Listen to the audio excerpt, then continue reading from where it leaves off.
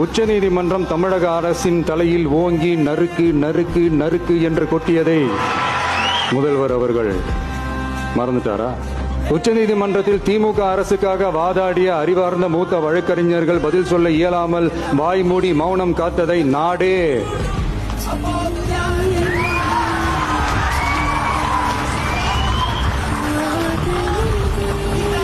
பார்த்ததல்லவா? இதையும் முதல்வர் அவர்கள் மறந்துட்டாரா?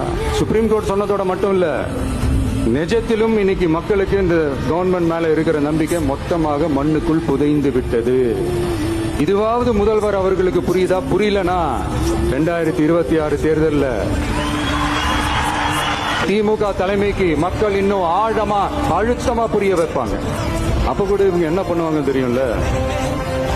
5 வருஷத்துக்கு ஒரு வாட்டி பழக்க தோஷத்துல ஒரு அறிக்கை ஒண்ணு வெளியிடுவாங்கல்ல, மக்கள் தீர்ப்புக்கு தலை வணங்குகிறோம் அப்படின்ட்டு அந்த அறிக்கையை வெளியிட்டு அறிவாலயத்துல போய் ஓடி ஒளிஞ்சுப்பாங்க. இப்பவே ரெடி பண்ணி வச்சுக்கோங்க அந்த அறிக்கையை. எப்படி? மக்கள் தீர்ப்புக்கு தலை வணங்குகிறோம். 2026 2 பேருக்கு நடுவுலதான் போட்டியோ. ஒண்ணு, இன்னொன்னு, இந்த போட்டி இன்னும் ஸ்ட்ராங்கா மாற போகுது.